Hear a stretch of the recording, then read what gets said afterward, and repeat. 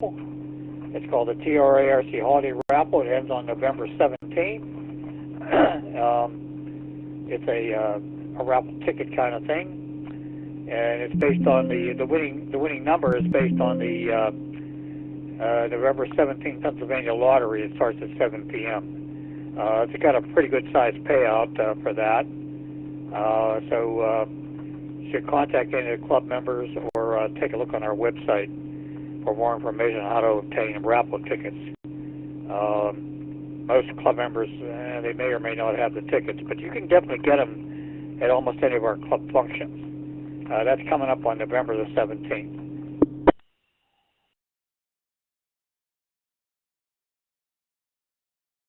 Okay, looking at the calendar, upcoming calendar of things coming up.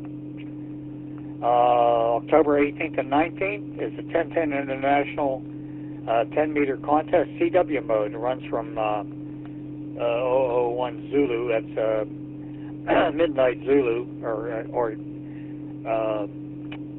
that's about 8 o'clock our time. It runs to October 18th at 23:59 Zulu. That's a 10-meter activity on CW mode. They just had a phone one, so last week I think it was, but that's coming up on October 18th and 19th. On October 24th and 20th and 24th, 20th through the 24th, is a contest called the ARL School Club Roundup. That's an afternoon event. Get a chance to get on the HF bands, and I don't know about UHF, VHF too much, but the purpose is to get youngsters involved with amateur radio. Of course, at the end of the month, the 25th and 26th, is the CQ Worldwide DX contest. That's a very big contest on the HF bands. If you're interested in working DX, it's a good place to go. It's a Friday night through Sunday night operation. It starts at 8 o'clock p.m. local time. I think it's 8 o'clock. So welcome to join that.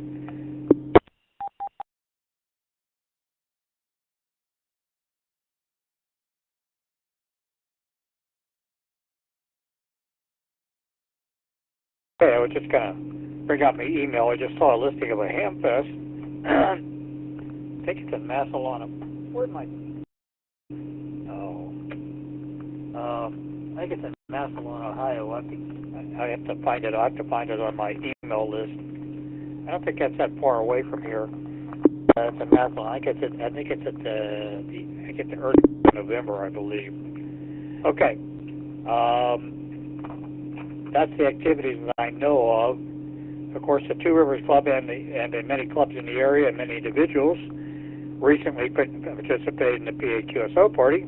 That was last weekend, which Two Rivers was on the air with our club called W3OC on the HF bands.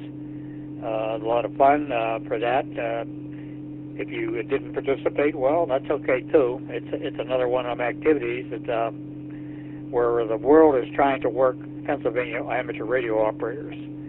So it's one of many contests called QSO parties, and there's almost every weekend somewhere in the United States a QSO party. And sometimes there's 2 or 3 sometimes running on a particular weekend. They're great fun, and it gives you a chance to get some operating experience too. So okay, enough about that. Okay. Let's see, raffle-wise, I see the North Hills Amateur Radio Club still has their Kenwood THD 75A tri-band handy-talkie and accessories. Raffle tickets are going on. The information says raffle ends when the last ticket is sold or at the North Hills ARC holiday dinner.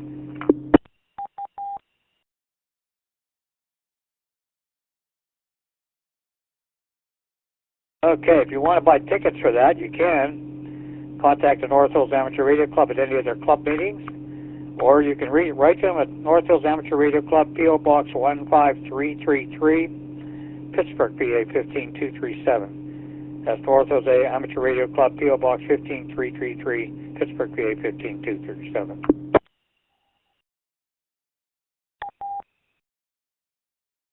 Okay, let's see here. I'm looking at the ARLDX bulletin. Let's see. Chatham's Islands, Zulu Lima 3, India Oscar has been very active on the end.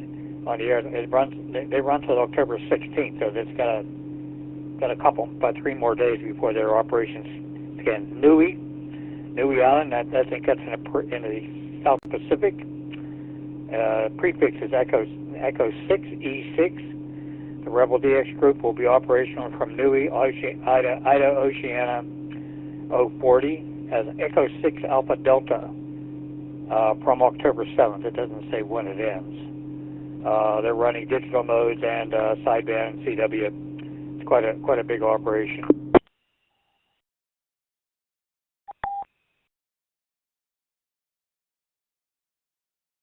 Okay, I just see this one here from Montserrat.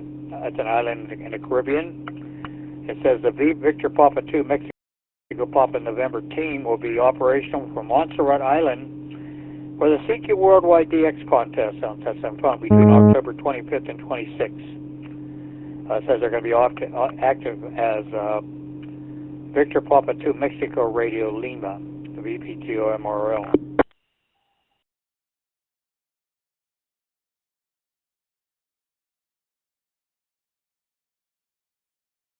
Another Pacific Island group, Nauru, Charlie 2 prefix.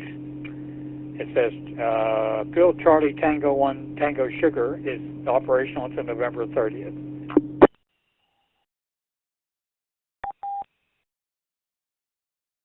Solomon Islands, prefix Hotel number 4. Hotel 44 Mexico Sugars from Malaita Island, Malaita Island.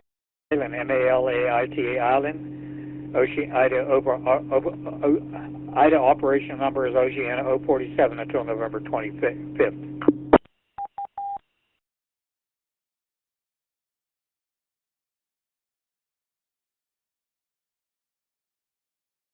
Minami Turishima, that's a Japanese ham, is operating from with a call sign from Minami Turishima. That's a weather station group island out there in the area near, I think it's near Japan.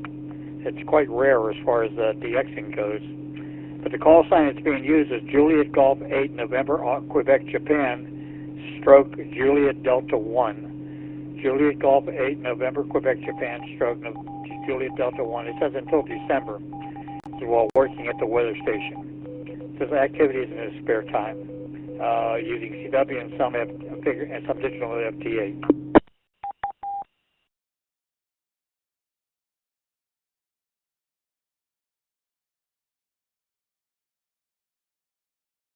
Okay, there's a bunch of other stuff on there too. Let's see here once.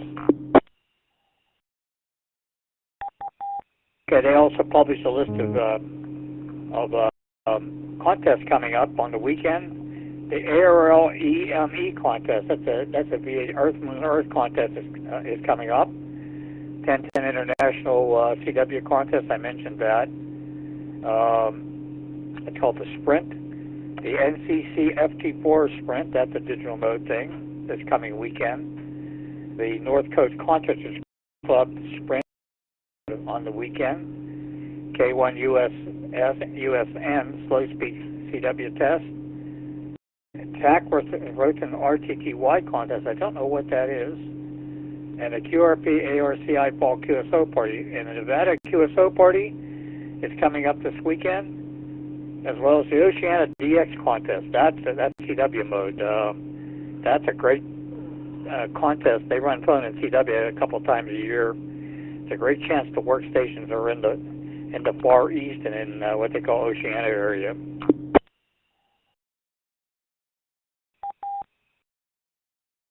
That's kind of what the ARL DX bulletin has published.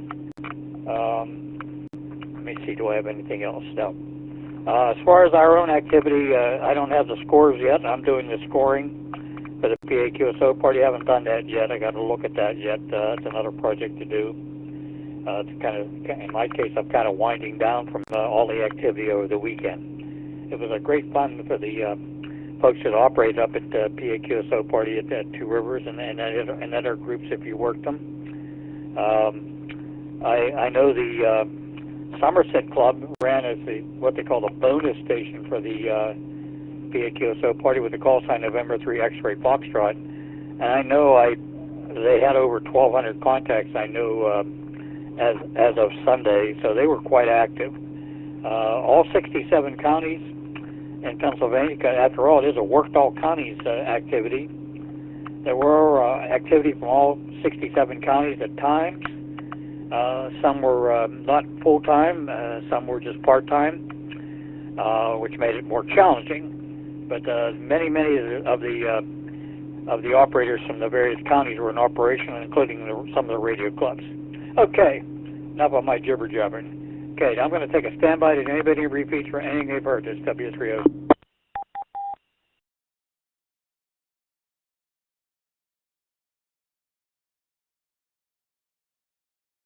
I don't see anything. Let me fire up a Newsline. Let's see what Newsline's got tonight. This W3OC.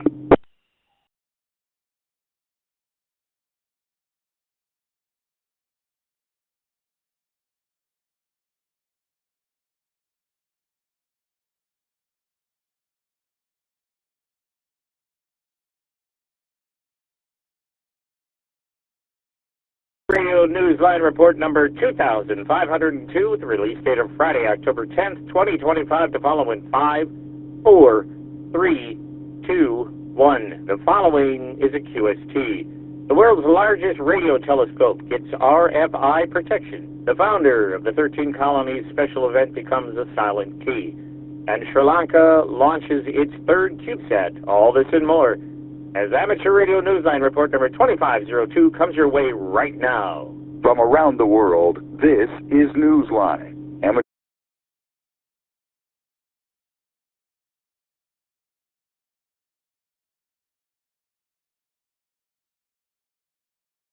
As construction continues on the world's largest radio telescope known to protect the giant radio telescope from interference caused by RF leaks coming from inside the data center. The data center and the array are being built in Murchison, a remote location that provides a needed environment of radio quietness. Despite the radio silence at the location, the data center's computers, which connect to the city of Perth, generate stray RF, spurring the need for Faraday cages to prevent the electromagnetic energy from escaping. The International Massive Array, which will have 131,072 antennas, is still a work in progress since it was started back in 2022. The site in Australia is home to the array's low-frequency antennas. South Africa is housing the mid-frequency antennas. The observatory and headquarters are at the Jodrell Bank Observatory in northwest England. Although the array will still be a work in progress through to 2029, Philip Diamond, director of the SKA Observatory, recently told the Register website that tests may be run on the facility as early as 2027. He told the Register, and I quote, "By then we will have the largest physical low-frequency telescope on the planet," end quote. This is Graham Kemp, VK4BB. 6 years after launching its first nanosatellite, Sri Lanka has launched its third, and the ham radio CubeSat is orbiting the Earth. Jim Meechin, VL2 VHF, tells us what to listen for. The Bird's Egg Dragonfly CubeSat has marked a milestone for Sri Lanka, becoming that nation's third nanosatellite in space. Developed with help from the Arthur C. Clarke Institute of Modern Technologies and the Kyushu Institute of Technology, it began its orbit last month, following its launch from SpaceX 33. Its mission is to serve as an APRS digipeater and to test a new low-cost communication system. It will also demonstrate the relay of store and forward data. Its call sign is JG6YOW. The APRS FM digipeater frequency is 5.825 MHz, and its CW beacon is on 437.375 MHz. The 2U CubeSat project was funded by Amateur Radio Digital Communications. To file a reception report for the CW beacon, follow the link in the text version of this week's newscast at arnewsline.org. This is Jim Meacham, ZL2BHF. In the U.S., the FCC has continued its actions against foreign-owned laboratories that test imported electronics for sale and use in the country. Kent Peterson, KC0DGY, has that report. 4 foreign-controlled testing laboratories that evaluate electronics imported for use in the United States have been denied recognition by the Federal Communications Commission. Just days before the shutdown that affected much of the U.S. government, including the FCC, the Commission announced that the 4 laboratories, like the 11 the Commission denied in early September, were controlled by Chinese interests. That makes for a total of 15 such labs rejected so far by the FCC's Office of Engineering and Technology as part of the administration's goal to give U.S.-owned companies the responsibility of certifying electronics for import and sale in the U.S. All approved equipment must demonstrate that it is not a threat to U.S. national security and must comply with FCC standards.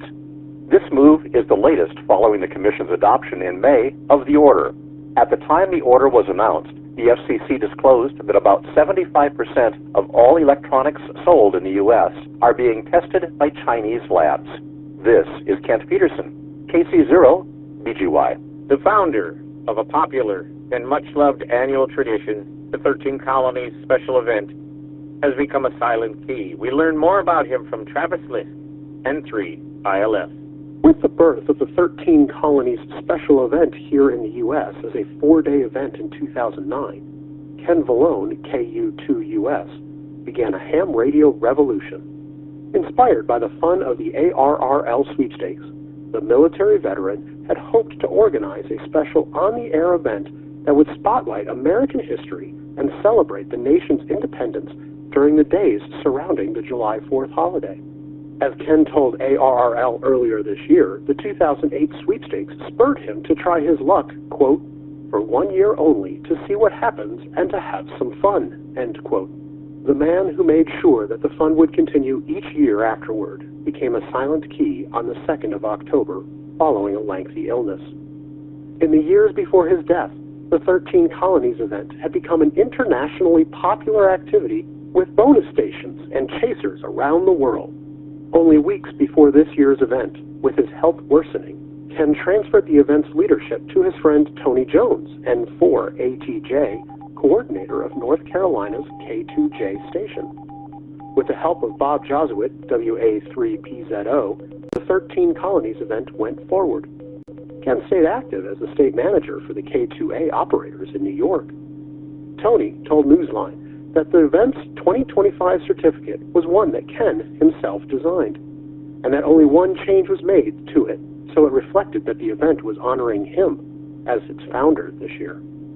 One event operator wrote on Facebook, quote, Ken had no idea just what he had created. What started as a small event over the next 17 years became one of the most participated and celebrated ham radio events, not only in the United States, but worldwide. End quote.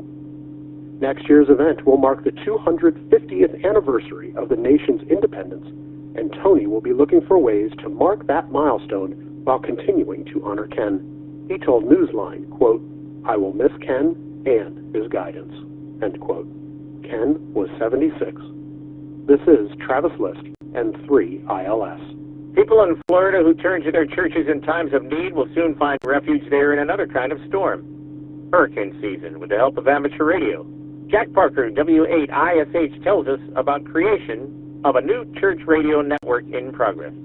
His role as associational mission strategist for the Marian Baptist Association doesn't require Mark Weeble, N4GPA, to have a ham license, but Mark, a former pastor, took his FCC test successfully a year ago, and since then he has been finding ways to harness ham radio's power for churches' emergency communications during the hurricane season.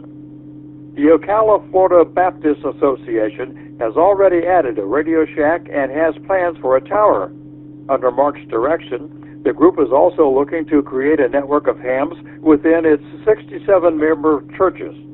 Pastors are helping Mark locate licensees within their congregations. Meanwhile, the association has a telescoping radio antenna donated after an upgrade done by the Marian Emergency Radio Team, a radio group Mark belongs to, which handles disaster communications at the county's Emergency Operations Center. Mark plans to give church leaders a tour of the association's Radio Shack in the hopes it will inspire them to install a shack for their own local congregations. He told the Baptist Press that church involvement makes good sense. He said, quote, "If we were to have a hurricane, I'd need to know which churches have power, which churches are not damaged, and which churches can host disaster relief teams. I'd need to know which churches need help and which ones can help," end quote. Meanwhile, he is busy being helpful even without a radio in his hand. His chaplaincy training assists him in helping distraught families cope during or after disasters. This is Jack Parker, WHISH.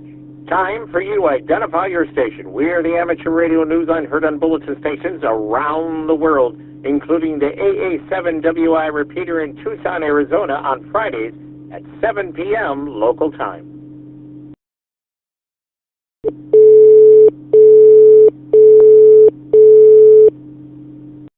Even with the government shutdown here in the U.S., the clock is still ticking for the FCC to receive a response from the Florida ham charged with illegal one-way communications on the air.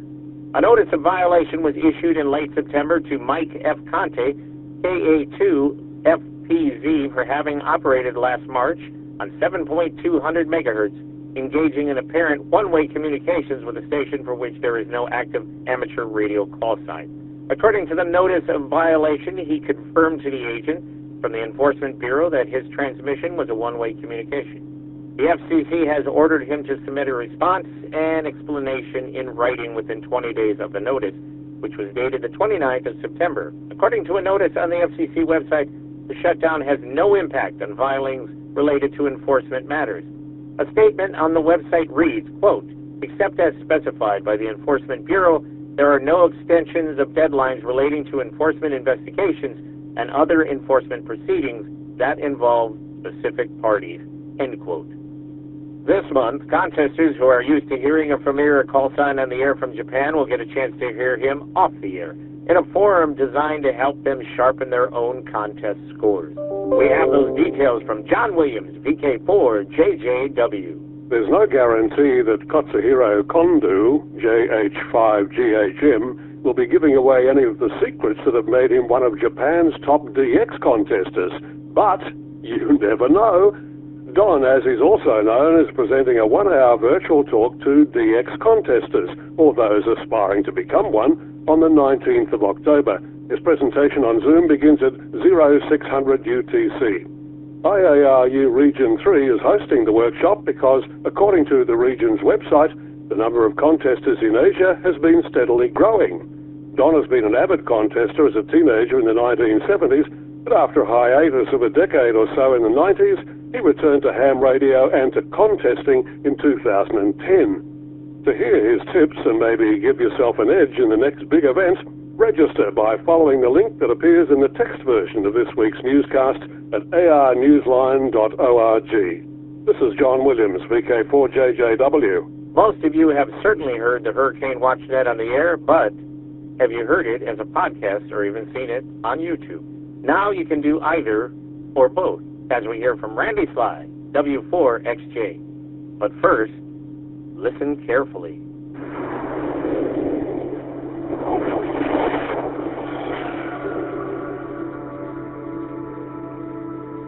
Hello, everyone, and welcome to the very first episode of the HWN Report, the official video podcast of the Hurricane Watch Net. I'm Bobby Gray. With that introduction and some stormy sound effects, the Hurricane WatchNet celebrates 60 years of service to the United States National Hurricane Center by entering the world of podcasting. What you heard is the introduction to this new program, which brings stories, people, and the history of the net to viewers and listeners. Episode 1 of the HWN Report, hosted by net manager Bobby Graves, KB5HAV, premiered in early September on YouTube, featuring a tribute to Jerry Murphy, K8YUW, the founder of the net. Graves told AR Newsline that the purpose of the podcast is to, quote, help others understand the full role of amateur radio during disasters, home and abroad. helping the Hurricane Center and forecasters gather more data, near real-time ground truth weather data, and help people to be better prepared before a hurricane, end quote. He announced later that by popular demand, in addition to YouTube, an audio version of each program will be available on services such as Apple, Spotify, Amazon Music, and iHeart Podcasts. This is Randy Sly, W4XJ. In the world of DX, listen for the Radio Club D80 using the call sign 4V1SB through to the end of October. This is a special call sign commemorating the role Haiti played in assisting the revolutionary efforts of Simon Bolivar, who helped win independence from Spain for many South American countries. The call sign bears his initials, QSL via N200. Mitsuru JE1HXZ is on the air as JE1HXZ/6 from Kita Daito Island, IOTA number AS047 from the 8th through the 15th of October using CW, SSB, RIDI, and FT8/FT4 on 160 to 6 meters, QSL via LOTW. Listen for the Mediterraneo DX Club, which is sending a large multinational team to Sierra Leone using the call sign 9L8MD.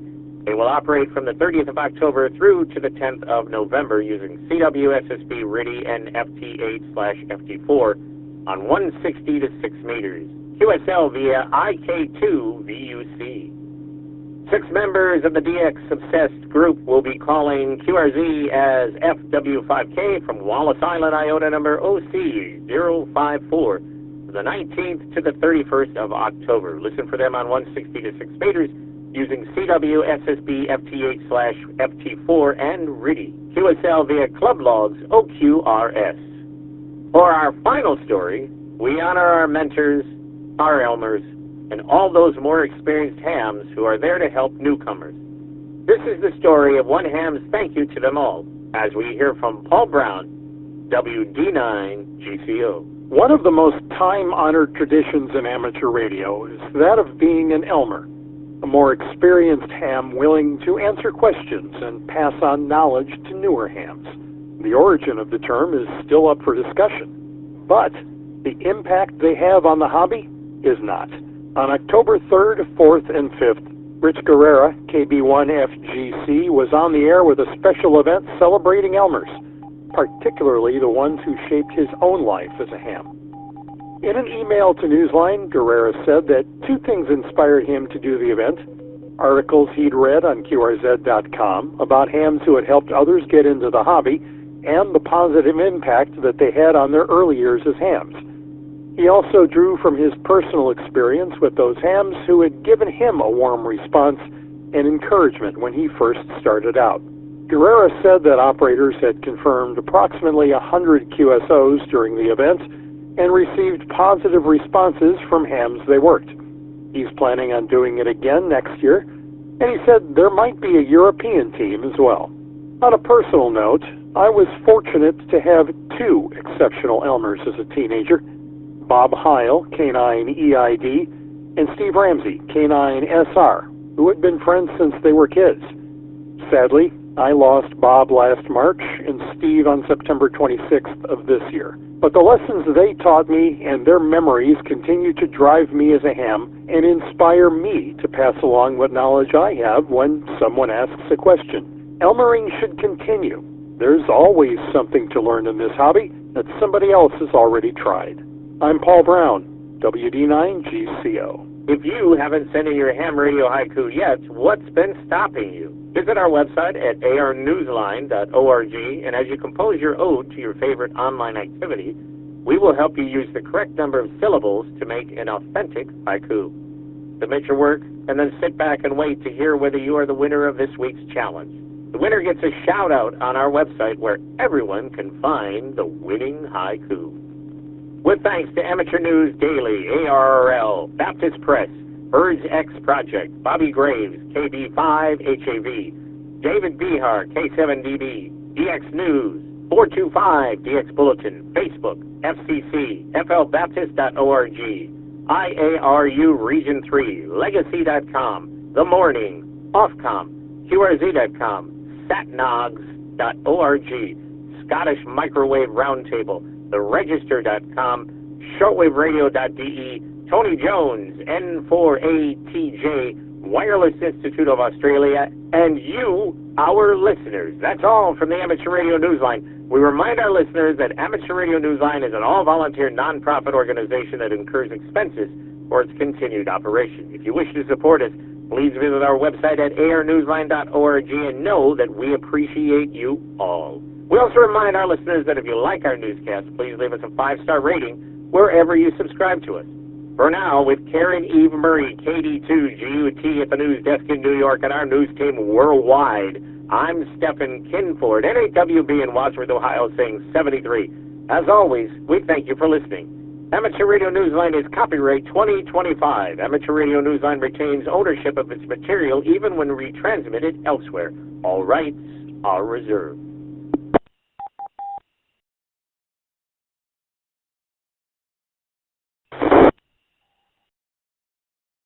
W3OC, that concludes this week's Newsline transmission. But I did while that was playing, I was looking on the internet, and I found information about the Massillon Amateur Radio Club Hamfest. Apparently, it's a pretty large-sized hamfest. It's coming up on November 2nd, so it's about 3 weeks away. Their website is www.whiskey8novemberpapa.net. www.whiskey8novemberpapa.net. Looks like they got a nice prize list, and I don't know. I've never been to that. It's North Canton, Ohio. Okay, alrighty. Let's see. I don't have any more announcements, so I'll take a standby. Anybody else wishing to check in, call.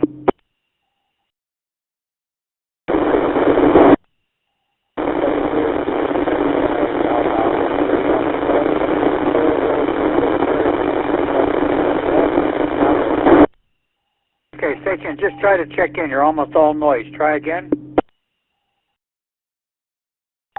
Alpha 3, Alpha Charlie, Radio Portable. Oh, hello there, Antonio. How you doing? Alpha 3, Alpha Charlie. Okay, thank you for checking in. Anybody else wishing to check in, call now.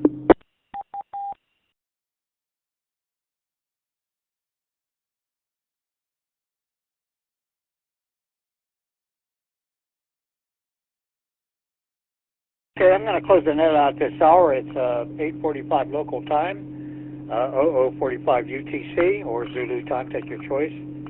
I'm closing it out this time, and I have 19 check-ins on the check-in list. I can thank everybody that take the time to check us. Don't forget our other nets, Wednesday nights at 8:30 p.m. on this repeater system, the Gab net, and on Thursday nights at 8 p.m. on 28460 on 10 meters. Okay. With that, we're going to send a repeater back to General Massachusetts, W3OC, and also on the W3ON. Good night.